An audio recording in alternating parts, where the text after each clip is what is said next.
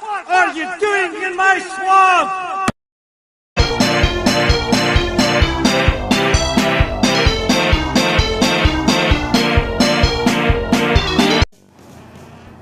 Hello everybody, this is Overboy, and I'm going to be doing my review for the 2010 movie Kick-Ass. So I decided I'm going to take a break on the American Pies, and I'll do the American Pie Presents franchise at some point and everything, but I'm just going to take a break on those because watching them so close to the originals, I just won't enjoy them as much because they are a big dip in quality compared to those original four, or original three plus the fourth one.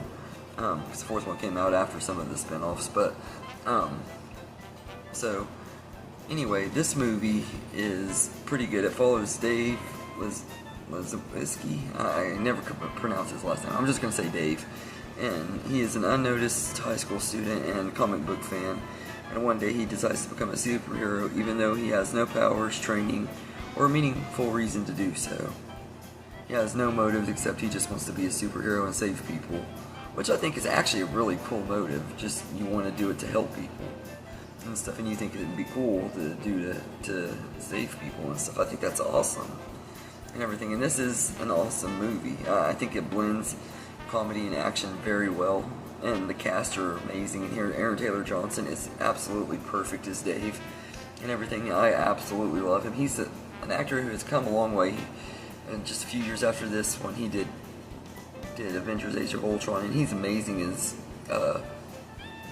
Quicksilver, although I personally think I prefer Evan Peters, who is also in this movie. That I almost forgot to mention, him and Clark Duke play his best friends, and they are great in here too. They're only small roles, but they're great.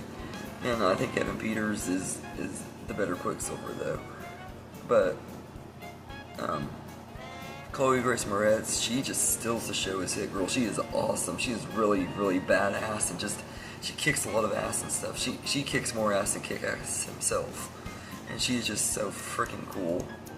And Nicolas Cage in here, he gives a really fun performance as Big Daddy. He's a little bit over the top. You get that fun, over the top Nicolas Cage, but you also get this caring, loving father that you can't help but love and everything. And I was so sad and disappointed when he died in this movie. I hate that he died.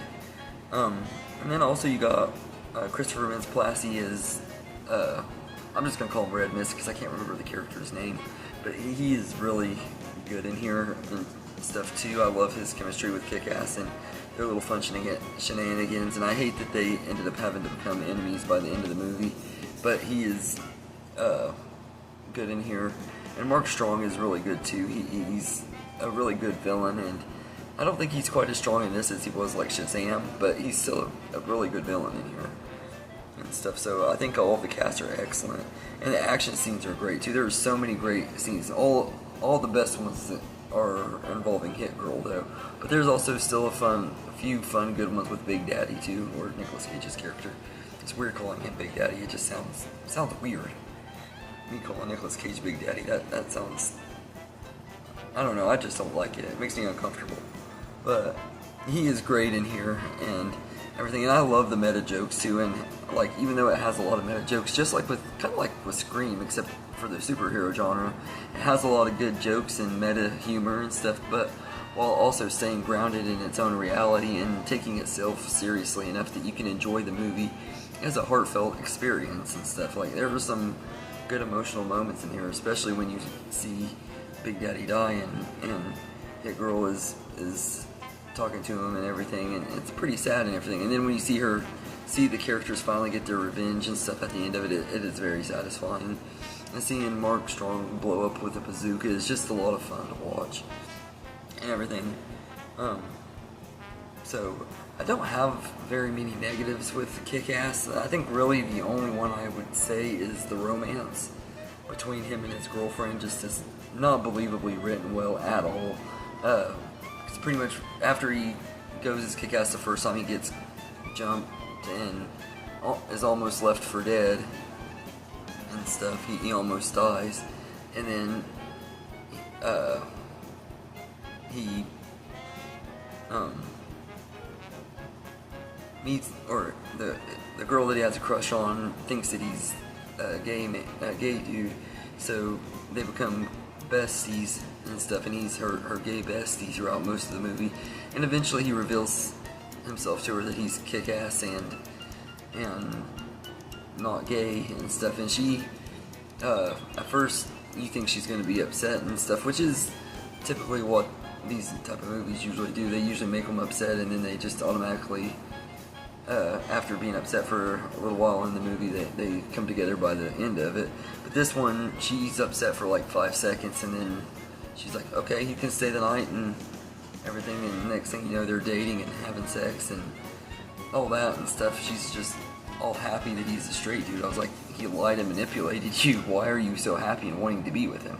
I didn't understand that part. That was the one part of Dave's character that I didn't like. But also, at the same time, maybe she's looking at it as he's trying to be a good guy, so she can overlook the little flaw of him lying and stuff. Maybe that's what it is, but I don't know. I just felt like they rushed their relationship way too much. They should have built it out a little bit better. But aside from that, I don't have any other negatives. This is a really fun movie and everything. It's got a lot of great action, like I said, a great humor. There's a lot of awesome, funny jokes and everything, and especially from Clark Duke, who is just hilarious. He's underused in this movie, but he is really funny and stuff. But I enjoy this one quite a bit, so I'm going to give Kick-Ass a 9 out of 10. It's a really great movie. It was an instant classic when it came out. It still is a classic to this day. From the early 2010s, this is one of the best action movies of that time and everything, and one of the best comic book movies. Is not necessarily Marvel. I think Kick-Ass might be owned by a company that Marvel runs, but I don't think it's directly a Marvel movie. But I do love this one because I think Marvel Entertainment might be part of Marvel. I'm not 100% though on that, so I could be wrong, and if I am, I apologize and everything. So if you know if this is any way associated with Marvel or not, you can let me know in the comments. But I think that it is, but it's not like Marvel itself. It's like one of their little companies that they have within the company, if that makes sense. But this is a really entertaining movie, and I highly recommend it, especially if you love superhero movies like I do. This is a really, really fun movie, and I highly recommend it. So anyway, let me know in the comments what you think of Kick-Ass, and I hope you enjoyed this video, and have a good day, everybody.